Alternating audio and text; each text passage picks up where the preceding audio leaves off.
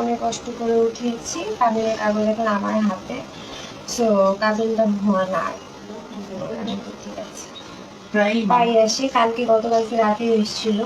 এগুলো জাস্ট মানুষের sympathy gain করলে না আসে ভাই, আর কিছুই না। আপনার মুখ থেকেই শুনেন আমি যাওয়ার পরেও ও কি কি করেছে, বাসায় মেয়ে এসেছে কিনা, ও সব কিছু বলতে পারবে ভালো। ও এসে আমাকে বলতেছে যে ভাবি আপনি যাওয়ার পরেও বাসার মধ্যে ভাই অনেক মেয়ে নিয়ে আসছে, মেয়েরা সারা রাত ছিল, ওরা বাবা মা ছিল।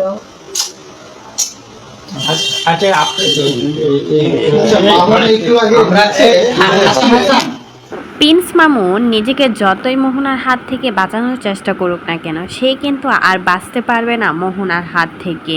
এখন লাইলা তো বাদ পড়েই গেল, এখন মোহনার পালা। সাংবাদিকদের সামনে প্রমাণসহ নিয়ে আসলো মামুনের বাসার কাজের মেয়ে মামুন কি করেছিল না করেছিল সব কিছু প্রমাণসহ এবার সাংবাদিকদের সামনে পেস্ট করলো। মামুন মোহনা চলে যাওয়ার পর হাজার হাজার মেয়ে বাসায় নিয়ে আসছিল থাকার জন্য।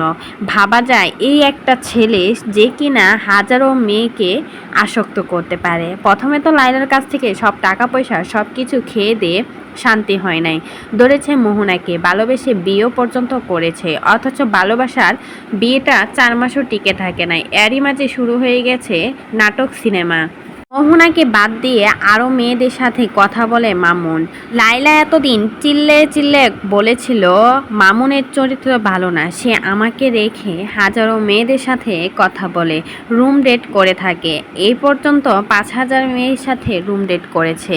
সব কিছুই এখন লাইলার সত্যি সত্যি প্রমাণ হয়ে যাচ্ছে। সবাই তো মামুনকে বিশ্বাস করতো, এখন দেখা যাচ্ছে লাইলা যা বলেছিল সব কথাই যেন সত্যি মিলে যাচ্ছে। কারণ নিজের স্ত্রী হয়ে স্বামীর নামে কখনোই মিথ্যা দুর্নাম ছড়াবে না। আর মোহনার কাছ থেকে 40 লাখ টাকা খেয়েছে মামুন আর মামুনের মা। কতটা নিকৃষ্ট লেভেলের খারাপ। লাইলার কাছ থেকে 2 কোটি টাকা খেয়েছে, তারপর মোহনার কাছ থেকে 40 লাখ টাকা খেয়েছে, আরও কত মেয়েদের সাথে কতই না চিট করেছে। তবে মামুনের কোনো শাস্তিই হচ্ছে না এই বাংলাদেশে। একের পর এক মেয়েদের সাথে প্রতারণা করেই যাচ্ছে, একের পর এক টাকাওয়ালা মেয়েকে বিয়ে করে যাচ্ছে, কিছুই হচ্ছে না মামুনের।